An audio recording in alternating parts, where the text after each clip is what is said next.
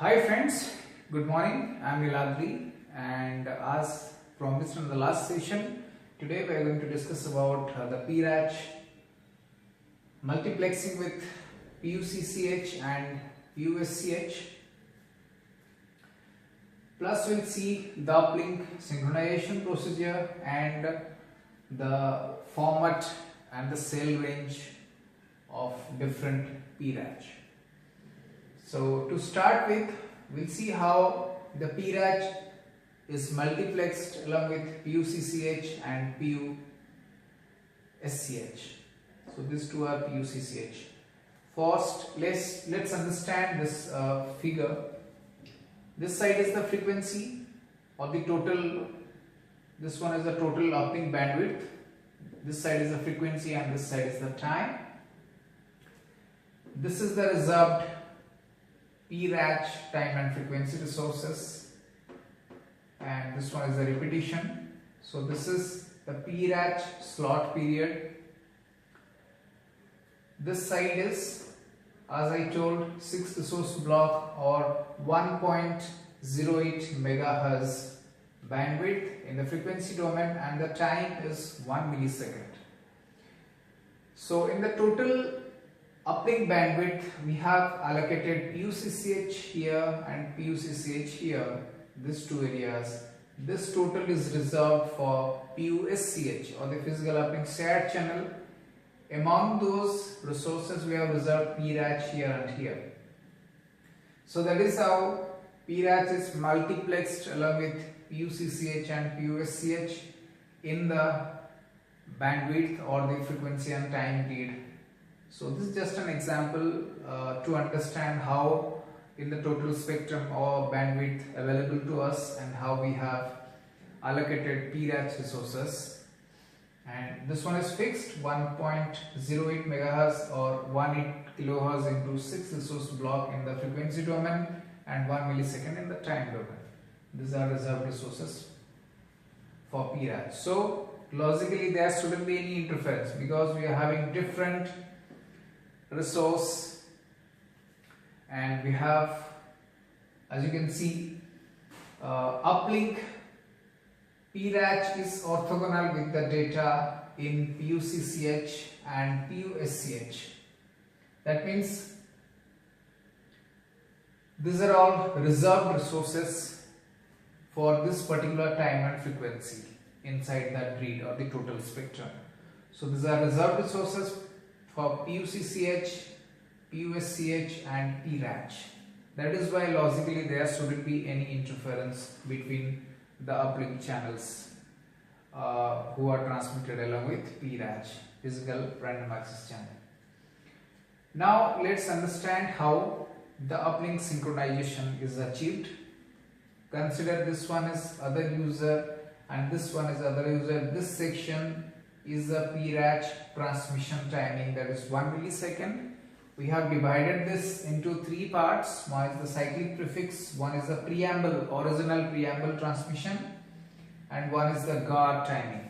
This guard timing used for counteract the near far problem or the different time delays or different propagation delays reaches at the node B end. So when we start transmitting the PRACH preamble from different distances to the cell, when it is closer near the cell, this is the scenario. Cyclic prefix, preamble and the guard time, entire guard time is here. When we send it from far away or from the cell edge, so this is other user, this is our bandwidth or the PRACH transmission time. So you can see the cyclic prefix is coming here till the preamble because of the time delay, and the preamble moves here towards the guard time. So now there is very little guard time or no guard time, because whatever guard time was there, due to the different propagation delay or the max propagation delay, we have eaten up all the guard timing. So we are not interfering to the next user because we are using the guard time, that given extra time when we are having delays in transmission or when we are having propagation delay. So this is very illustrative, and I hope you really understand how the uplink synchronization is achieved even if we have reserved resources, and though we introduced some guard timing. So when it is very near, the guard timing is not used. When it is very far, the UV is from the base station. When the UV is far away from the base station, we can use those guard timings so that we will not interfere to the other users or will not exceed our timings towards the other timing or the other reserved resources of the other channels or other PRACH in the same set, whatever. Then we'll talk about the format and the cell range. We are having 4 formats in PRACH, that is format 0, 1, 2 and 3. We have 14 kilometer range up to 14 kilometers for format 0. For format 1 we are having 77 kilometer range. For PRACH format 2 we are having 29 kilometer cell range, and for PRACH format type 3 we can achieve 100 kilometer range.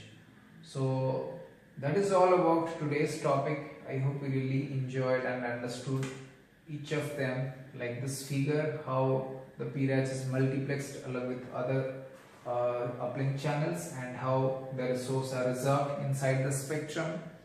Point number 2, how during different time delay or different propagation delay transmission for PRACH, when we are able to, how we are able to achieve interference free transmission by using the guard timing. Then we understood the different PRACH format used, 4 format 0, 1, 2, 3, and the different cell ranges starting from 14 km till 100 kilometers.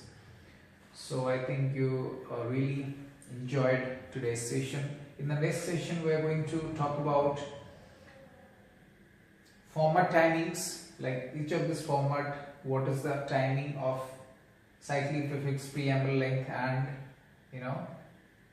the guard time, how that is different for different formats, and we'll see the uses of different cell range or different formats and the intra-cell interference and its solution, how to have a better solution for the intra-cell interference in PRACH. So I think that's all for today. Stay tuned and keep in touch, and do see the next session, which is going to illustrate about these functions or this new stuff, format timings, uses of the formats, and the inter-cell interference and its solution. Thank you so much for watching. Take good care of yourself. Bye bye.